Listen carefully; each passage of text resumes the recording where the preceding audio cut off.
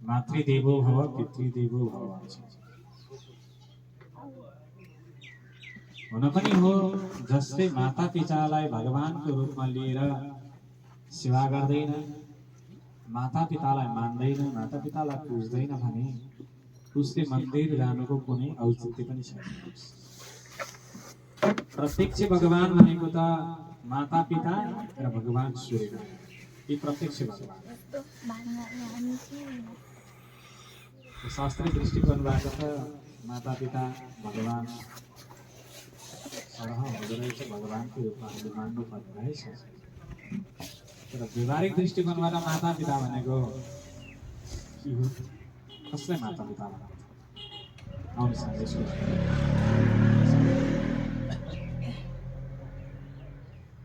जाडो छ बाबु यति वस्त्र अझै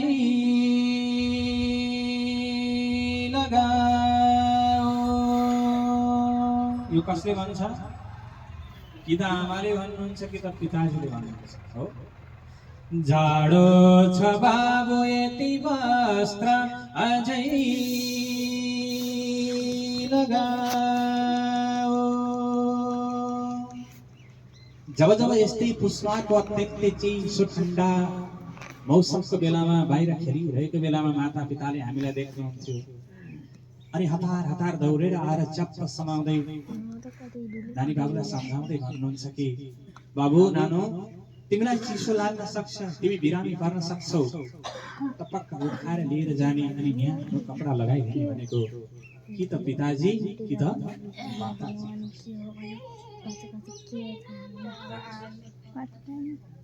चार चौरास डुलेर पटक पटक पकाउनु परे पनि झर्को नमानिकन, झिजो नमानिकन, एउटा परिकार मन परेन, एउटा खानेकुरा खाएन भने तत्कालै अर्को खानेकुरा पकाएर खुवाउने अनि एक मात्र उद्देश्य मेरो सन्तानको पेट भर्नु पर्दछ भनेर सन्तानको सेवा गर्ने भनेको पिता।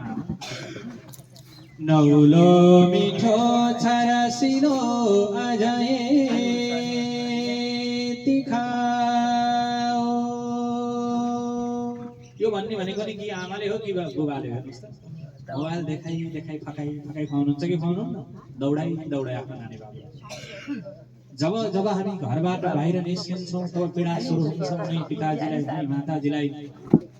अनि प्रेम भावले सम्झाउँदै भन्नुहुन्छ, नानी बाबु तिमी अबेरसम्म खेलेर नबस्नु है, बेलैमा घर फर्केर आउनु। सम्झाउँदै आफ्नो सन्ततिलाई भन्नुहुन्छ, बाहिर नगई नभए तापनि झट्ट आऊ भन्ने ती बाणी अब सुन्न कहाँ पाऊ, भन्ने ती बाणी अब सुन्न कहाँ पाऊ, भन्ने ती बाणी अब सुन्न कहाँ पाऊ,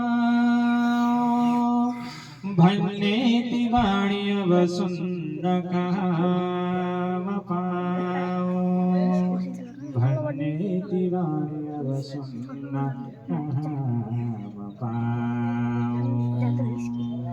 अब ती बाणीहरू तस्सै सीमित भइसकेका छन्। अब पिताजीका ती दिव्य बाणीहरू हामी श्रवण गर्न सक्दैनौँ। त्यसैले हेर्नुहोस्, माता पिता जीवित हुँदै विशेष ख्याल गरौँ, पछि गएर पश्चाताप मानेर केही हुँदैन। प्रत्यक्ष भगवानको पहिल्यै सेवा गरौँ। यदि हामीले पहिला सेवा गर्न सकेनौँ भने पछि रिग्रेट मानेर अथवा पछि पछुताएर पश्चाताप गरेर पछि हामीले धेरै गर्छौँ भनेर हुँदैन। त्यसैले पहिला जीवित हुँदै सेवा गर्नुहोस्। त्यसपछि 12 दिन त काम अन्काउनै पर्यो, त्यसपछि हजुरले केही गर्न सक्नु भएन भने कुनै आपत्ति छैन। बुझ्नुभयो?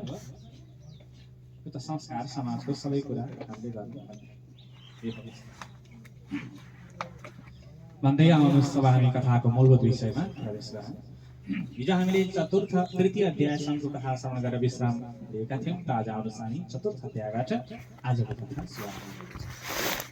अथ चतुर्थोऽध्याय गरुडवाच कैर्गच्छन्ति महामार्गे वैतारण्यां पतन्ति कै पापै नरके अन्ति तन्मे कथय केशवः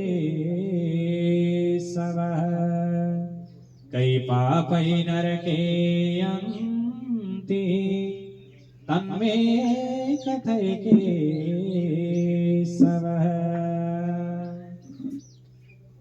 प्रभु कस्तो कस्तो पाप गर्यो भनेदेखि रगत्र पिपले युक्त भएको बैतडी नाम गरेको नदीमा गएर डुब्नु पर्दछ। आज मलाई त्यो कथा श्रवण गराउनुहोस्। गरुडले भगवानलाई दिव्य प्रश्न गर्यो। श्री भगवान उवाच, भगवानले आरम्भ गर्नुभयो, मैले 4औं अध्यायमा बाबु 3रो अध्यायमा 5 जनाको हत्या नगर्नु भनेर श्रवण गराए।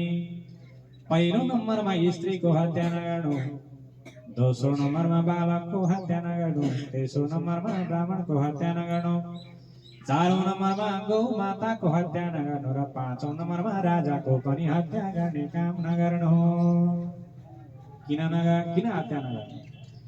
जब नारीलाई मारिन्छ सृष्टिको सम्भाग जननी माता भएनन् भनेदेखि सृष्टि कसरी अगाडि बढ्दछ? त्यसैले नारीलाई मार्ने काम नगर्नु। दोस्रो नम्बरमा आजका बालक भविष्यका कर्णधार हुन्, त्यसैले बालकलाई पनि मार्ने काम नगर्नु।